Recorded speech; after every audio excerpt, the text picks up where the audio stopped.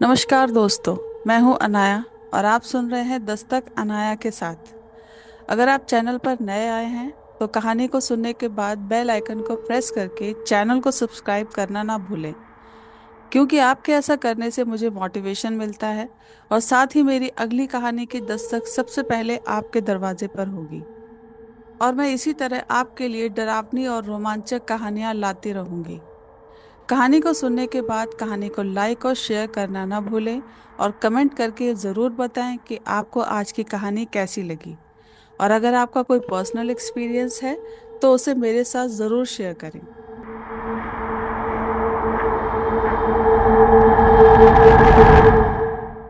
दोस्तों, आज की हमारी कहानी दो ऐसे लड़कों की है जिनके लिए ज़िंदगी का मतलब सबसे अलग था। उनकी ज़िंदगी का एक ही उसूल था, जो चाहिए छीन कर ले लो, क्योंकि समाज किसी पर रहम खाकर कुछ नहीं देता। उनके लिए सही गलत कुछ नहीं था। जिसमें उनकी भलाई हो वो हमेशा सही, और जो उन्हें दर्द दे, दुख दे, वो गलत।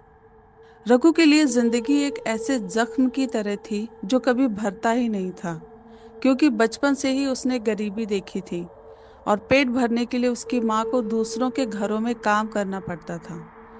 और भल्लू के लिए जिंदगी एक ऐसा खेल जिसमें वो हर दांव जीतना चाहता था, कीमत चाहे कुछ भी हो। रघु और भल्लू दो ऐसे दोस्त जिन्होंने किताबों का साथ तो बचपन में ही छोड़ दिया था। दोनों शहर के किनारे एक छोटे से मोहल्ले में रहते थे। दोनों की ही उम्र 20 से 25 साल के बीच की थी। मोहल्ले में शायद ही कोई हो जो रघु और भल्लू को ना जानता हो। सुबह होते ही जहां सब अपने अपने काम पर जाते थे, वहीं ये दोनों मोहल्लों के लड़कों के साथ खेलते मिलते या दूसरे लड़कों के साथ गलियों में आवारागर्दी करते मिलते। नौकरी, पढ़ाई, जिम्मेदारी, इनमें से किसी से भी उनका कोई लेना देना नहीं था। काम धंधे का नाम सुनते ही दोनों के मुंह बन जाते थे।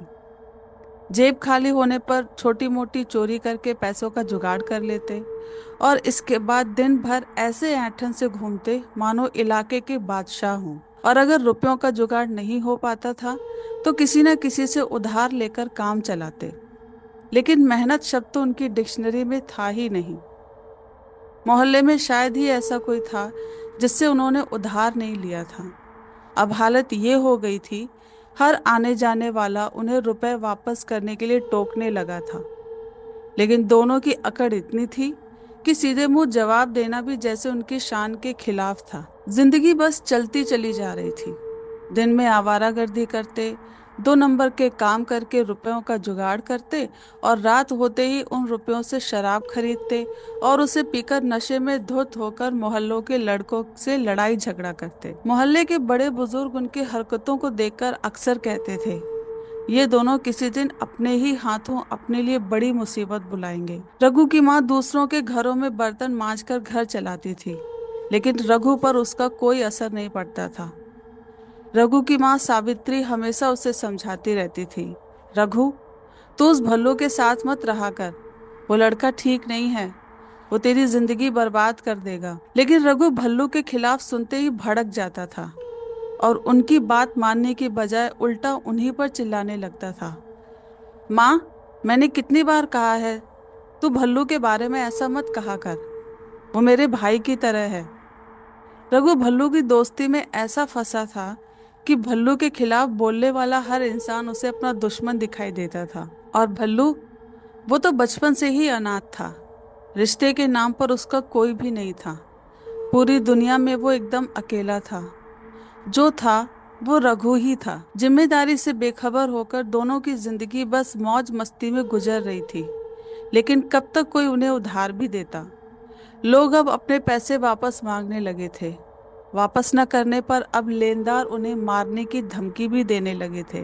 कर्जा वापस करने के लिए कभी कभी रघु अपनी माँ के मेहनत के पैसे भी चुरा कर ले आता था, लेकिन वो भी अब पूरे नहीं पड़ रहे थे। और कहते हैं ना, बुरा समय चारों तरफ से आता है।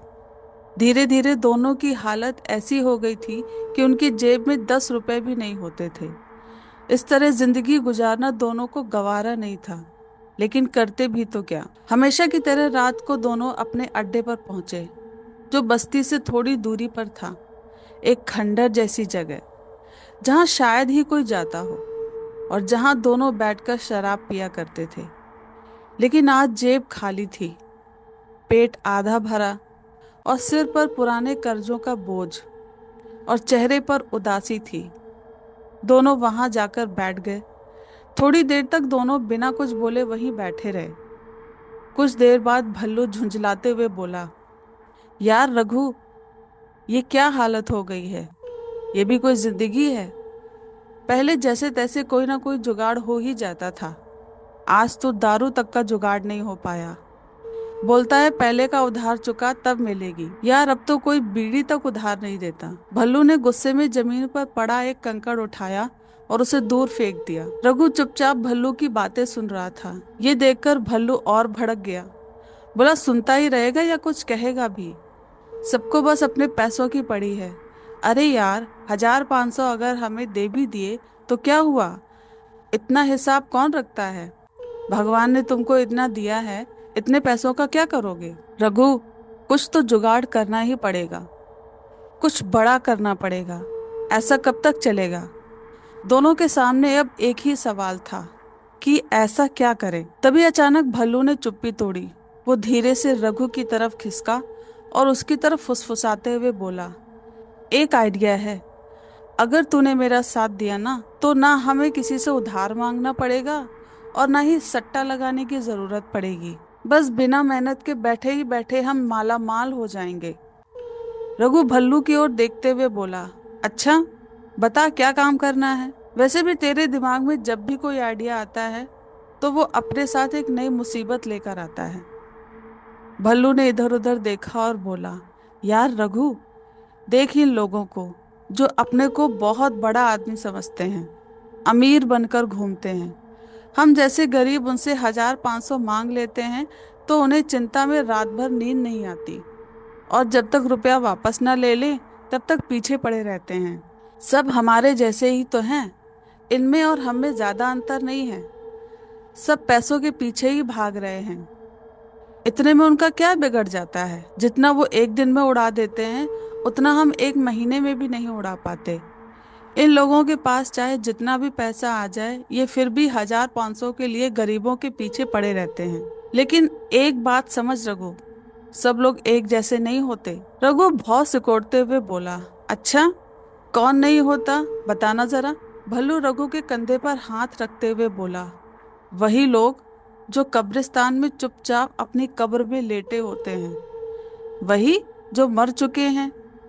उनको पैसों से क्या मतलब? भल्लू के मुंह से कब्रिस्तान का नाम सुनते ही रघु का गला सूख गया। बोला, पागल है क्या? मैं जानता था तेरे दिमाग में कोई सीधा रास्ता तो आ ही नहीं सकता। और ये बता, कब्रिस्तान में क्या रखा है? भल्लू सांस भरते हुए बोला, पागल, वहां मुर्दे होते हैं और उनके चाहने वाले उनके साथ छोटे मोटे सोने चांदी के गहने भी दबा देते हैं, जो उनके किसी काम के नहीं होते पर हमारे बहुत काम के हैं। भल्लू रघु के और करीब आता है। अरे यार, जो मर चुके हैं उन्हें इन सब चीजों से क्या मतलब? जिंदा आदमी चोरी पर चिल्लाता है पर मुर्दा आदमी कुछ नहीं बोलता। सोच, ना कोई चिल्लाएगा, ना भागेगा और ना हमें कोई पकड़ेगा। बस रात को कब्रिस्तान में जाकर कब्र खोदेंगे, माल निकालेंगे और वही मौज मस्ती जो हम अभी तक किया करते थे। तू डर मत, मैं हूं ना साथ में। हम ये सारा काम प्लानिंग के साथ करेंगे, किसी को कुछ भी नहीं पता चलेगा। देख, हर रोज कब्रिस्तान में किसी ना किसी को दफनाया जाता है। हमें बस इस बात का ध्यान रखना है कि हमारे मतलब की कब्र कौन सी है, और बस रात को उसी कब्र को खोदना है, माल निकाल कर चले आना है। बस इस बात का ध्यान रखना है कि किसी को कानो कान खबर ना हो कि हम क्या कर रहे हैं, समझा? भल्लू की बातें सुनकर रघु कुछ देर के लिए चुप रहा और अपना सिर हिलाते हुए बोला, नहीं भल्लू, ये काम सही नहीं। तूने ये सोचा भी कैसे? मैं ये सब नहीं करने वाला। भल्लू उसे घूरते हुए बोला, क्यों, इसमें क्या बुराई है? और सबसे बड़ी बात, हमें कोई देखेगा भी नहीं। रघु भल्लू की बात काटते हुए बोला, भाई, सट्टा लगाना, पॉकेट मारना, यहाँ तक तो ठीक था, लेकिन कब्र खोदकर मरे हुए लोगों का सामान चुराना, ये तो हद ही हो गई। मैं इस काम में तेरा साथ नहीं दे सकता। ये काम गलत है। भल्लू ने रघु को एक टेढ़ी नजर से देखा और चिड़चिड़ाते हुए बोला, रघु, यही मौका है बिना मेहनत के पैसा कमाने का, और तू नाटक कर रहा है। दिन बीतते गए और हालत पहले से भी बदतर होती चली गई। दोनों के लिए दिन भर का गुजारा भी मुश्किल हो रहा था। शराब की तलब ने उनके सही और गलत के भेद को जैसे खत्म ही कर दिया था। रोज की तरह शाम होते ही दोनों उसी खंडर में पहुंच गए, और आज भी पेट खाली था और जेब भी खाली थी। भल्लू ने लंबी सांस ली और बोला, रघु, एक बार फिर सोच ले। किस बारे में? रघु बोला। इस बार भल्लू ने बात को बिना घुमाए फिराए कहा, वही कब्र वाला। भल्लू धीरे से बोला, देख हमारी क्या हालत हो गई है। हम कैसी जिंदगी जी रहे हैं। ना कोई उधार देता है और ना ही कोई दूसरा जुगाड़ हो रहा है। जिंदगी जैसे रुक सी गई है। वैसे भी वो मरे हुए तो लोग हैं, वो कुछ नहीं करेंगे। बस एक बार करते हैं, अगर उसके बाद तुझे ठीक ना लगे तो हम दोबारा नहीं करेंगे। कम से कम एक बार तो मान जा। रघु धीरे से बोला, ठीक है, लेकिन ये पहली और आखिरी बार होगा, और इसके बाद तो फिर मुझे कभी कब्रिस्तान में जाने को नहीं कहेगा। भल्लू की आंखें चमक उठी, और वहीं रघु ने हाँ तो कह दिया था, पर दिल में तूफान मचा हुआ था। रघु धीमी आवाज में बोला, भल्लू, क्या हम ये सही कर रहे हैं? पागल मत बन। सही गलत कुछ नहीं होता, और अगर तुझे कुछ गलत लगा तो मैं दोबारा तुझे ये काम करने को नहीं कहूंगा। दोनों देर रात वहां बैठकर सोचते रहे, और आखिरकार एक ऐसा प्लान बनाया कि कैसे वो रात में कब्र की चोरी करेंगे। भल्लू रघु को समझाते हुए बोला, देख रघु, सीधे रात को जाकर कब्र खोदना बेवकूफ़ी होगी। पहले दिन में हमें देखना पड़ेगा कि कौन दफनाया गया और कौन सी कब्र हमारे काम की है, किसके साथ क्या दफनाया गया। रोज दोपहर को लोग वहां आते जाते हैं, हम दूर से सब देखेंगे। उसके बाद ही हम रात को चुपचाप जाकर अपना काम करेंगे। रघु हिचकिचाते हुए बोला, अगर किसी ने देख लिया तो? भल्लू ने तुरंत जवाब दिया, कौन देखेगा? रात को वहां कुत्ता बिल्ली भी नहीं जाते, और रात को कब्रिस्तान में कौन जाता है? और तू इतना डर क्यों रहा है? मैं हूं ना तेरे साथ। अब दिन भर दोनों किसी न किसी बहाने से कब्रिस्तान के इर्द गिर्द घूमते रहते। वहां कौन कब आता है, किस दिन किसको दफनाया गया, और कौन सी कब्र उनके मतलब की है, ये देखते थे। और रात को वहां कौन होता था, और रात को कितने बजे वहां जाना उनके लिए सही होगा, इन सब बातों को बारीकी से नोट किया। हर बीतते दिन के साथ कब्रिस्तान उनके लिए और जाना पहचाना होता जा रहा था। चौथे दिन उन्होंने देखा कि एक औरत को दफनाया जा रहा था। अचानक भल्लू की नजर उस औरत के कानों पर पड़ी। उसने कानों में सोने की बालियां पहनी थीं, और यही उनका पहला शिकार था। भल्लू रघु के कानों में फुसफुसाते हुए बोला, रघु, आज रात हम इसी कब्र को खोलेंगे। इसके कानों में जो सोने की बालियां हैं, उससे हमें ठीक ठाक पैसे मिल सकते हैं। रात हुई। रघु अपनी माँ से बोला, माँ, आज रात को मैं भल्लू के साथ उसके घर में ही सोऊंगा। रघु की माँ गुस्सा करते हुए बोली, मैं मना करती हूँ कि तू उस लड़के के साथ मत रहा कर। अरे कुछ काम ही कर लिया कर। सारे दिन उसके साथ आवारागर्दी करता रहता है। दिन में समय कम पड़ जाता है, जो अब रात को भी आवारागर्दी करना है। लेकिन रघु अपनी माँ की सुनता ही कहाँ था। रात का करीब 1 बज रहा था। दोनों अपने चेहरे को कपड़े से ढककर और एक थैले में खुदाई का सामान लेकर कब्रिस्तान की ओर बढ़े। चारों तरफ सुनसान था, दूर दूर तक कोई भी नहीं दिख रहा था। दोनों दबे पांव आगे बढ़ रहे थे। चलते चलते आखिर में वो अपनी मंजिल के सामने खड़े थे। कब्रिस्तान के जंग लगे दरवाजे को देखकर दोनों रुक जाते हैं। दोनों का दिल जोर से धक धक कर रहा था। कुछ देर के लिए दोनों शांत खड़े रहे, जैसे खुद को एक मौका और दे रहे थे कि अंदर जाएं या ना जाएं। फिर भल्लू दरवाजे को देखते हुए बोला, रघु, अगर आज पीछे हट गए ना तो फिर कभी हिम्मत नहीं कर पाएंगे। जैसे ही भल्लू ने दरवाजे को धक्का दिया, वो चर्र की आवाज करते हुए खुला। रात की खामोशी में वो आवाज बहुत ही डरावनी लग रही थी। दोनों ने जैसे ही कब्रिस्तान के अंदर पैर रखा, उन्हें लगा जैसे वो किसी दूसरी दुनिया में ही आ गए हैं। माहौल में इतनी ठंडक थी कि लग रहा था कि थोड़ी देर में शरीर जैसे जम जाएगा। लंबे लंबे पेड़ ऐसे लग रहे थे जैसे किसी भूत का साया हो, और हवा में हिलती पेड़ों की टहनियां ऐसी लग रही थी जैसे किसी की काली लंबी बाहें उनकी तरफ हाथ बढ़ाकर अपने पास बुला रही हों। वहां फैली गंध हर सांस के साथ उनका दम घोंट रही थी। जितना वो आगे बढ़ते, उन्हें ऐसा लगता जैसे कोई उनके पीछे पीछे चल रहा है। कदमों की आवाज तो उन दोनों की ही थी, लेकिन कभी कभी लगता जैसे उन दोनों के अलावा कोई तीसरा भी है जो उनके साथ चल रहा है। कोई बहुत हल्की चाल वाला, जैसे कोई बिना पैर उठाए मिट्टी पर घसीटते हुए चल रहा है। भाई, वापस चले क्या? रघु कांपती आवाज में बोला। भल्लू उसका हाथ पकड़ते हुए बोला, अब यहाँ तक आ ही गए हैं तो अपना काम करके ही जाएंगे। अंधेरे में कुछ साफ नहीं दिख रहा था। दोनों उसी कब्र को ढूंढ रहे थे जिसे उन्होंने दिन में देखा था। चारों तरफ बस कब्रें ही कब्रें थीं। भल्लू ने आंखों पर जोर डालते हुए देखा, बोला, वो रही। रघु, बस सीधा चलना है। दोनों अब उस कब्र के सामने खड़े थे। एक पल को ऐसा लगा जैसे अंदर से किसी की सांसें लेने की आवाज आ रही हो। रघु ने देखा, कब्र की मिट्टी पर जैसे ताजा लंबी लकीरें बनी थी। ऐसा लग रहा था जैसे किसी ने अपने नाखूनों से मिट्टी को हटाकर कब्र से बाहर निकलने की कोशिश की हो। ये देखकर जैसे रघु के शरीर में जान ही नहीं बची थी। भल्लू की आवाज भी कांपने लगी। बोला, जल्दी कर रघु, यहाँ ज्यादा देर रुकना सही नहीं। भल्लू चारों तरफ नजर दौड़ाते हुए फुसफुसाकर बोला, रघु, तू खोद, मैं देखता हूँ, कहीं कोई आ ना जाए। रघु ने कांपते हाथों से थैला खोला और फावड़ा निकाला, लेकिन जैसे ही उसकी नजर कब्र पर पड़ी, उसकी हिम्मत ने जवाब दे दिया। उसे ऐसा लगा जैसे ही वो फावड़ा से कब्र को खोदेगा, वो लाश अपने हाथों से रघु को उसी कब्र के अंदर घसीट लेगी। भल्लू, मुझसे नहीं होगा, मुझे बहुत डर लग रहा है। क्या कर रहा है रघु? ये डरने का समय नहीं है। और ये सोच, मैं भी तो हूं तेरे साथ। तू डर मत, कुछ नहीं होगा, ये सब तेरा वहम है। रघु ने हिम्मत की और पूरी ताकत से फावड़ा दे मारा। कब्र की मिट्टी उसके पैरों पर जा गिरी और एक अजीब सी आवाज आई। रघु को लगा जैसे किसी की उंगलियों ने उसके पैरों को छुआ।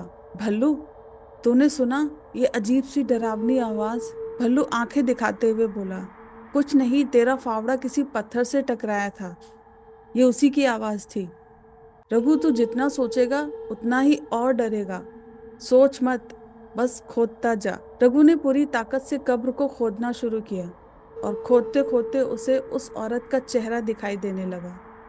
उसने फावड़े को जमीन पर रख दिया और अपने हाथों से लाश के ऊपर की मिट्टी हटाई। अंदर वही औरत थी जिसे उन्होंने दिन के समय दफनाते हुए देखा था। तभी रघु की नजर उसके कानों के सोने की बालियों पर पड़ी। रघु धीरे से चिल्लाया, भल्लू, ये देख। रघु की आवाज सुनकर भल्लू उसकी ओर दौड़ा। रघु अपनी उंगलियों से उन बालियों की ओर इशारा कर रहा था। बालियों को देखकर भल्लू की आंखें खुशी के कारण और बड़ी हो गईं। बोला, रघु, तू देखता जा कैसे हमारी जिंदगी बदलने वाली है। जल्दी कर, इन बालियों को उतार ले। रघु बोला, भल्लू, इसकी उंगलियों में अंगूठी भी है, उसे भी निकाल लेता हूँ। हाँ, जल्दी कर, इससे पहले कोई आ जाए। रघु ने गहने उतारकर अपनी जेब में रख लिए। लाश को वापस मिट्टी से ढक दिया जिससे किसी को शक ना हो। रघु लंबी सांस लेते हुए बोला, भल्लू, बस अब जल्दी यहाँ से चलते हैं। दोनों को ऐसा लग रहा था जैसे वो उसी पल अमीर बन गए थे। रघु और भल्लू कब्रिस्तान से बाहर आए और चैन की सांस ली। दोनों की खुशी का ठिकाना नहीं था। अब दोनों ने तय किया कि इन्हें किसी सुनार को बेच देंगे और जो पैसे मिलेंगे उन्हें आधा आधा बांट लेंगे। अगले दिन दोनों सुनार के पास जाकर उन गहनों को बेच देते हैं और बदले में उन्हें अच्छे खासे रुपए भी मिल गए। अब क्या, दुनिया उनके कदमों में थी। अब फिर वही मौज मस्ती, वही अय्याशी, वही दारू का मजा। कुछ दिन तो मौज में गुजरे, लेकिन वो रुपए कब तक चलते?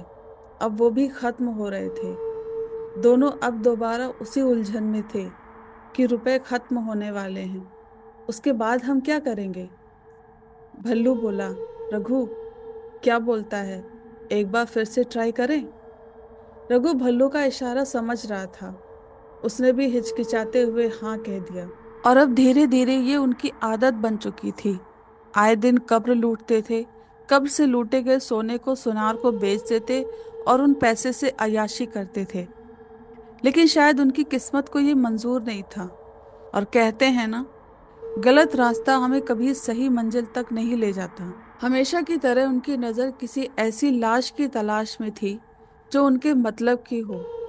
और आज जिस लाश को दफनाते हुए उन्होंने देखा था, वो उनकी किस्मत बदलने वाली थी। मानो उनकी लॉटरी लग गई थी।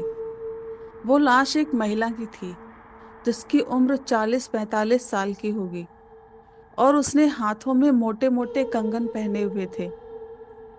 भल्लू रघु के कंधे पर हाथ रखते हुए बोला, रघु, तूने कुछ देखा? रघु बोला, हाँ। उसके हाथों के कंगन देखकर लगता है किसी अमीर घर की होगी। और अगर ये कंगन हमें मिल गए तो हमारी तो लॉटरी ही लग जाएगी। भल्लू बोला, रघु, ये कंगन हमें किसी भी हालत में लेने ही होंगे। और अब दोनों रात होने का इंतजार करने लगे। रात हुई और हमेशा की तरह दोनों शराब की बोतल लेकर अपने अड्डे पर पहुंचे। आज दोनों की खुशी का कोई ठिकाना नहीं था।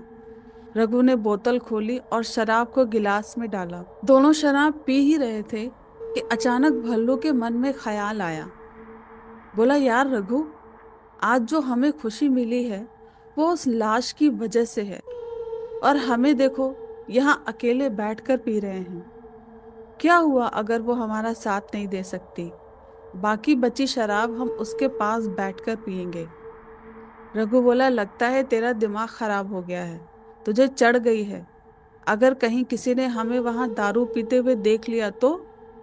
भल्लू बोला, अभी तक तो किसी ने नहीं देखा, तो आज क्यों डर रहा है? चल उसके पास बैठकर एक तो पैक मारेंगे। दोनों बोतल उठाकर कब्रिस्तान की ओर चल देते हैं। रात ज्यादा गहरी नहीं हुई थी, लेकिन सड़कें सुनसान थी। लेकिन आज हवा बहुत तेज चल रही थी, जैसे कोई तूफान आने वाला हो। चारों तरफ शांति थी। बस कभी कभी किसी कुत्ते के भौंकने की आवाज आ रही थी। कब्रिस्तान के अंदर पैर रखते ही माहौल अचानक बदल गया।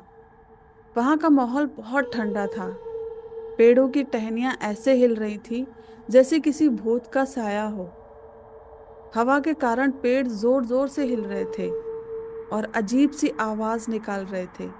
ऐसा लग रहा था जैसे कानों के पास आकर कोई कुछ कह रहा हो। दोनों ने हिम्मत की और धीरे धीरे उस कब्र के पास पहुंचे। भल्लू कब्र के सिरहाने बैठ गया। रघु बोतल खोलते हुए बोला, भल्लू, जल्दी पीते हैं और काम करके यहाँ से निकलते हैं। आज तो मौसम भी बहुत खराब लग रहा है। भल्लू ने बोतल का ढक्कन जमीन पर फेंका, एक घूंट लिया और बोला, डर मत, ये मरी हुई औरत हमारा क्या बिगाड़ लेगी। दोनों ने शराब खत्म की और बोतल को वहीं ढुनगा दिया। भल्लू बोला, रघु, तू जल्दी से कब्र को खोद, कंगन निकाल ले।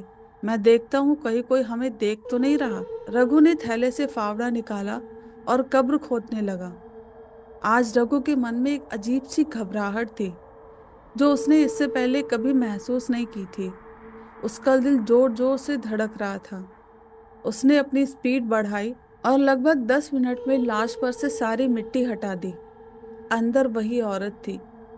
उसका आधा चेहरा जला हुआ था, इसलिए वो और डरावनी लग रही थी। रघु की नजर उसके कंगन पर पड़ी, जो कब्रिस्तान में जल रही पीली रोशनी पड़ने पर चमक रहे थे। उन्हें देखकर भल्लू की आंखें फैल गईं। बोला, बस यही चाहिए था, जल्दी निकाल ले रघु। रघु उसके हाथों से कंगन उतारने लगा। उस औरत का पूरा शरीर अकड़ गया था, जिसकी वजह से कंगन उतारने में मुश्किल हो रही थी। आज कुदरत भी जैसे उनके विरोध में थी और हवा भी जैसे कोई साजिश कर रही थी। तेज हवा के झोंकों के कारण शराब की बोतल लुढ़कते हुए कब्र के अंदर जा गिरी और टूट गई। वहीं रघु उस औरत के हाथों से कंगन उतारने में लगा हुआ था। उसने पूरी ताकत से कंगन को खींचा। कंगन निकल तो गया, लेकिन रघु फिसल कर गिर गया और उसके हाथ में बोतल के कांच चुभ गई। रघु की चीख निकल गई। उसके हाथ से बहुत खून निकल रहा था। उसने कांच के टुकड़े को बाहर निकाला और अपने आप को संभालते हुए दूसरा कंगन उतारने लगा। और इसी समय उसके हाथ से बहता हुआ खून लाश के होंठों पर गिर गया। रघु ने दोनों कंगन अपनी जेब में रखे और बाहर आ गया। तभी उसे महसूस हुआ जैसे लाश ने अपनी आंखें खोलकर उसे देखा। उसके हाथ में बहुत दर्द हो रहा था और सुबह भी लगभग होने ही वाली थी और मौसम भी बहुत खराब था। इसलिए दोनों ने जल्दी जल्दी लाश को आधे अधूरे तरीके से मिट्टी से ढक दिया। रघु वहां खड़ा उस कब्र को एकटक देख रहा था, जैसे वो लाश मिट्टी के नीचे से आंखें खोले उसी को घूर रही है। भल्लू बोला, क्या हुआ? चल यहां से, आज तो बहुत देर हो गई, सुबह भी होने वाली है। रघु बोला, भल्लू, उसने अपनी आंखें खोली थी। तू पागल हो गया है? तेरा मतलब लाश ने अपनी आंखें खोलकर तुझे देखा? लगता है तेरे दिमाग पर शराब चढ़ गई है। चल यहाँ से। और रघु का हाथ पकड़कर वहां से जाने लगा। लेकिन रघु बार बार पीछे मुड़कर देख रहा था। उसे लग रहा था जैसे अभी भी वो आंखें उसी को घूर रही हूं। दोनों अपने अपने घरों में जाकर सो गए। लेकिन रघु को नींद नहीं आ रही थी। जैसे ही वो अपनी आंखें बंद करता, उस औरत का डरावना चेहरा उसके सामने आ जाता और आंखें खोलकर जिस तरफ देखता उसे वही औरत दिखाई देती। तभी उसकी नजर उसके कमरे के दरवाजे पर पड़ी, जहां एक औरत खड़ी थी और एकटक उसे ही घूर रही थी। रघु डरते हुए बोला, कौन है? कौन है वहां? वो बिस्तर से नीचे उतरा और थोड़ा सा पास गया। वहां अब कोई भी नहीं था। डर के मारे उसका बुरा हाल था। तभी उसे ध्यान आया कि उसकी माँ कहा करती थी कि सिरहाने लोहे का चाकू रखकर सोने से भूत पास में नहीं आता और डर भी नहीं लगता। वो डरता हुआ रसोई में गया और वहां से चाकू लाकर अपने तकिए के नीचे रखकर लेट गया। और कब उसकी आंख लग गई उसे पता ही नहीं चला। सुबह होते ही वो भल्लू के पास गया और उससे सारी बात बताई। भल्लू बोला, कुछ नहीं, तुझे चोट लगी है ना, इसलिए तू डर रहा है, और भूत वूत कुछ नहीं होता। अच्छा बता, कंगन लाया है? हाँ लाया हूँ, रघु बोला। चल इस बार किसी अच्छी जगह जाएंगे जहां इनकी अच्छी कीमत मिले। दोनों एक बड़ी सुनार की दुकान में गए, जहां उन्हें उनकी उम्मीद से भी ज्यादा रुपए मिले। दोनों बहुत खुश थे। उन्होंने रुपए आधे आधे बांट लिए और दिन भर खूब मस्ती की। और रात को दोनों अपने अपने घर में चले गए। रघु ने अपने हिस्से के पैसे अपनी तकिए के नीचे रख दिए, जहां उसने चाकू भी रखा था, और लेट गया। वो बहुत देर तक लेटा रहा। उसे नींद नहीं आ रही थी और थोड़ी थोड़ी देर में करवट बदल रहा था। उसका मन बहुत बेचैन था। उसे हर वक्त यही लगता जैसे वो औरत उसे ही देख रही है। और वो ये बात किसको बताता? भल्लू, जो हमेशा मजाक में लेता था। और अपनी माँ को वो बता नहीं सकता था। तभी उसके कानों में किसी के जोर जोर से सांस लेने की आवाज आई। पहले तो उसे लगा कि हवा चलने की आवाज होगी, लेकिन अगले ही पल उसकी नजरें दरवाजे के ठीक बगल वाले अंधेरे कोने पर पड़ी। वहां एक औरत बिल्कुल खामोश खड़ी, बिना पलक झपकाए रघु को देखे जा रही थी। वो ना कोई आवाज कर रही थी, ना कोई हरकत, बस सिर को एक तरफ झुकाए उसे ही देख रही थी। उसने सफेद साड़ी पहनी हुई थी, जो जगह जगह मिट्टी से सनी हुई थी। उसके बाल उलझे हुए थे और इतने लंबे थे कि जमीन को छू रहे थे। उसका आधा चेहरा जला हुआ था और आधे चेहरे को बालों ने ढका हुआ था। उसकी सिर्फ एक ही आंख दिखाई दे रही थी, जो बिना पलक झपकाए रघु पर टिकी हुई थी और जो नफरत से भरी हुई थी। कुछ देर तो रघु उसे देखता रहा और फिर अचानक बिस्तर पर झटके से उठ बैठा और कांपते हुए बोला, "क- कौन है? चली जाओ यहां से।" अब वो औरत जमीन पर रेंगती हुई रघु के बिस्तर की तरफ बढ़ती जा रही थी और पलक झपकते ही वो उसके बिस्तर पर थी। रघु ने चिल्लाने की पूरी कोशिश की, लेकिन उसकी आवाज ही नहीं निकल रही थी, जैसे वो गूंगा हो गया हो। डर के मारे रघु पीछे हटता जा रहा था। तभी उस औरत के लंबे लंबे हाथ रघु की तरफ बढ़ने लगे और अपनी लंबी लंबी उंगलियों से उसका गला दबाने लगे। रघु का दम घुट रहा था और उसकी आंखें बाहर आ रही थीं। और तभी वो जोर से चीखा। उसकी आंख खुली। उसने इधर उधर देखा। कमरे में कोई भी नहीं था, लेकिन कमरे में शरीर को जमा देने वाली ठंडक थी। रघु तकिया हटाकर चाकू निकालने लगा तो उसकी नजर तकिए के नीचे रखी राख पर गई, जहां उसने पैसे रखे थे और बगल में वही कंगन रखे थे जिन्हें रघु और भल्लू खुद बेचकर आए थे। कंगन पर नजर पड़ते ही रघु को ऐसा लगा जैसे उसके पैरों के नीचे से जमीन ही गायब हो गई हो। माथे से पसीना टपक रहा था। दिल एक पल के लिए धक से रुक गया। सब कुछ समझ से बाहर था। दिमाग में तूफान उठ रहा था। वो बस कंगन को देखे जा रहा था। रघु को एहसास हो गया था कि शायद वो किसी बड़ी मुसीबत में फंस गया है। अब बस उसे सुबह होने का इंतजार था। एक एक पल काटना उसके लिए मुश्किल हो रहा था। और फिर जैसे ही सुबह हुई, वो भल्लू के पास गया। उसने भल्लू को सब कुछ बताया कि कैसे उस औरत ने उसे मारने की कोशिश की। भल्लू बोला, मुझे लगता है तेरे मन में डर बैठ गया है और इसलिए तुझे डरावने सपने आ रहे हैं।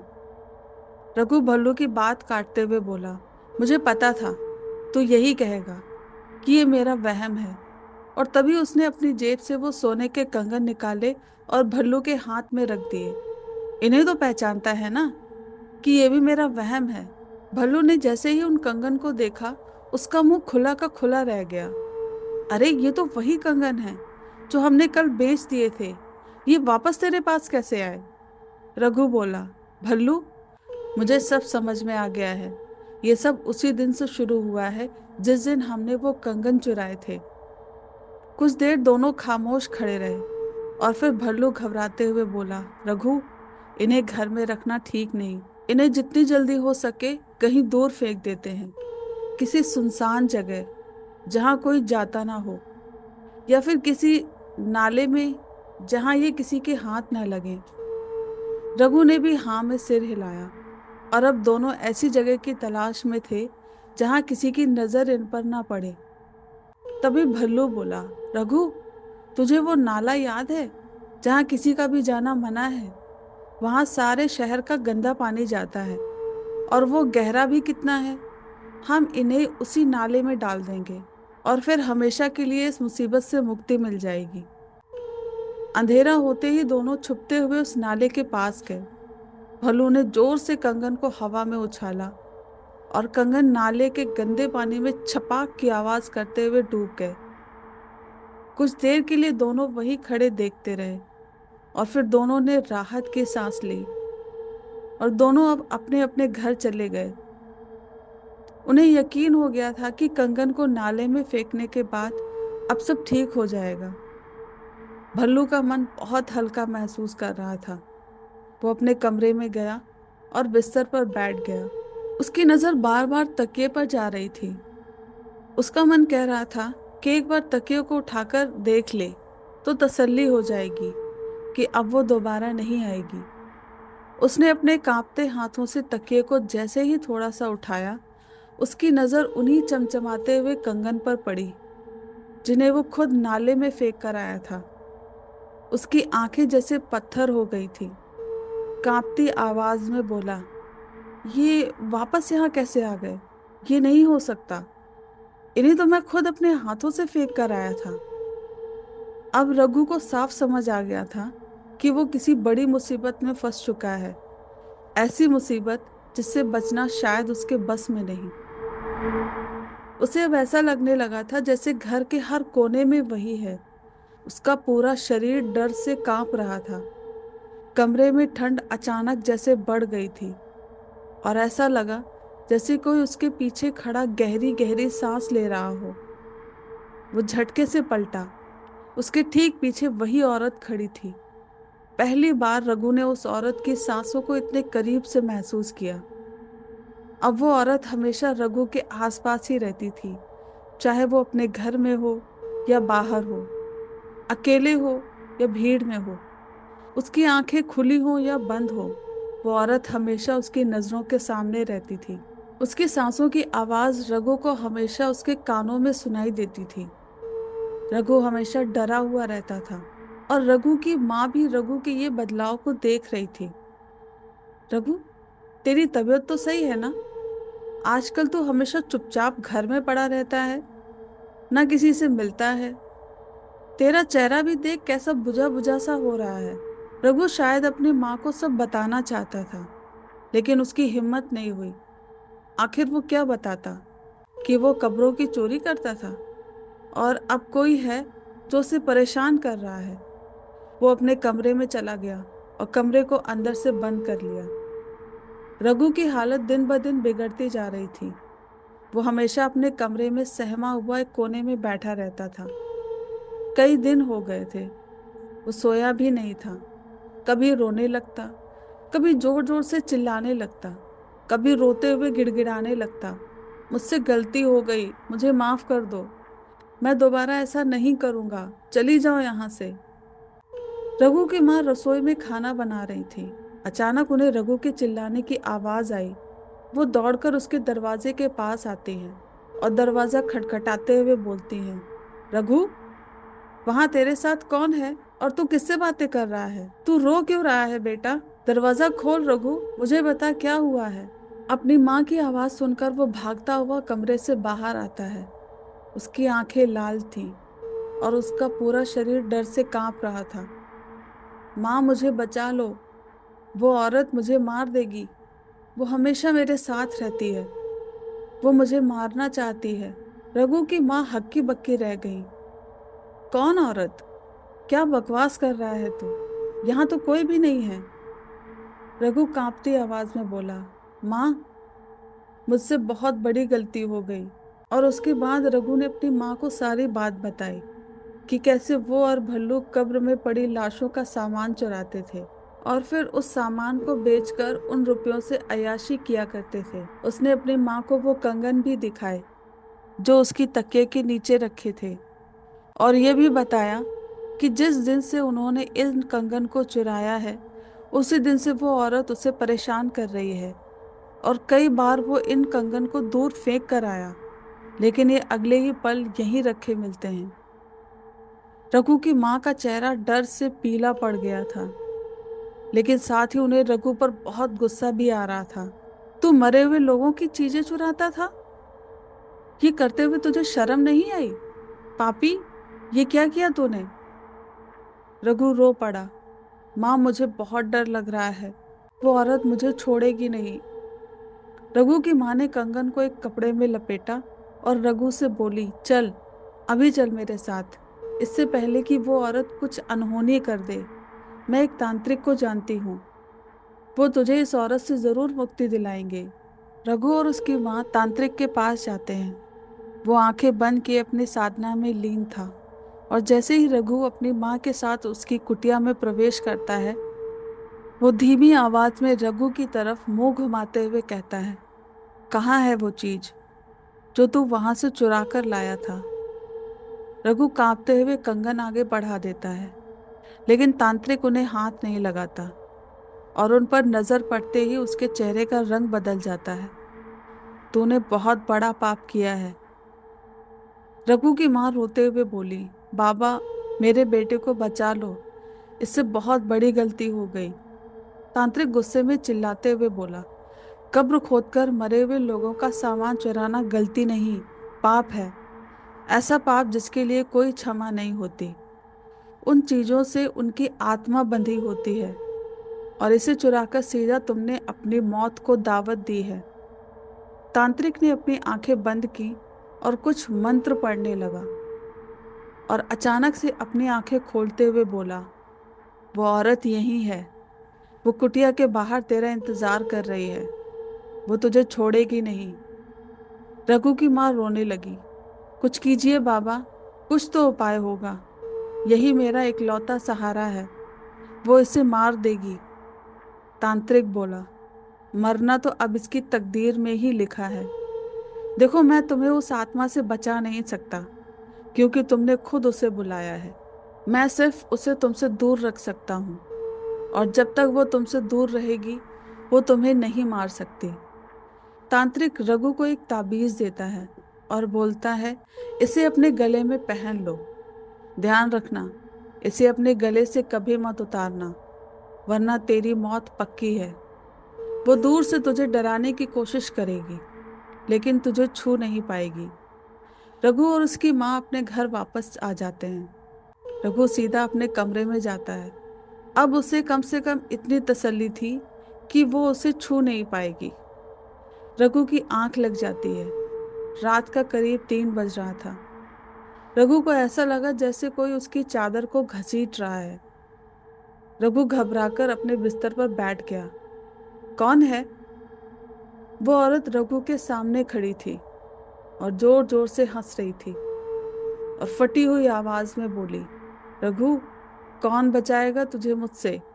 क्या ये छोटा सा ताबीज तुझे मुझसे बचा सकता है? मैं तुझे अपने हाथों से नहीं मारूंगी। तू खुद अपने हाथों से अपनी जान लेगा और अपनी आत्मा को मेरे हवाले करेगा। यही तेरी सजा है। आज पहली बार रघु ने उसकी आवाज सुनी। रघु चिल्लाना चाहता था, लेकिन डर के मारे उसकी आवाज नहीं निकल रही थी। रघु घबराकर अपने गले का ताबीज कसकर पकड़ लेता है, जो उसकी आखिरी उम्मीद थी, क्योंकि उसे पता था जब तक वो ताबीज उसके गले में है वो सुरक्षित है। अचानक कमरे का तापमान बढ़ने लगता है। उसके बिस्तर पर जहरीले सांप रेंगने लगते हैं और देखते ही देखते पूरे कमरे में सांप ही सांप थे, जो उसके शरीर पर चढ़ रहे थे। उसकी हालत पागलों जैसी हो गई थी और चिल्लाते हुए अपने शरीर से सांपों को हटा रहा था।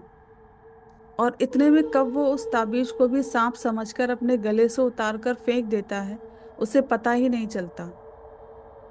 वो जैसे ही ताबीज को अपने गले से उतारकर जमीन में फेंकता है, उसे एहसास होता है कि कमरे में कहीं कोई सांप नहीं है। ये सब उस औरत का छलावा था। उस औरत की हंसी पूरे कमरे में गूंज रही थी। रघु जोर से चिल्लाता है, नहीं, मुझे मत मारो, छोड़ दो मुझे। और फिर एक चीख। रघु की माँ दरवाजा खटखटाती हैं। रघु, दरवाजा खोल बेटा, तू चिल्ला क्यों रहा है? रघु कोई जवाब नहीं देता, बस उसके चीखने की आवाज आ रही थी। रघु की माँ पड़ोसियों को इकट्ठा करती हैं और सब मिलकर रघु के कमरे का दरवाजा तोड़ देते हैं। अंदर का नजारा देखकर सभी के पैरों तले जमीन खिसक जाती है। कमरे में चारों तरफ खून ही खून था। रघु को देखकर ऐसा लग रहा था जैसे उसने खुद अपने हाथों से अपनी जान ली थी।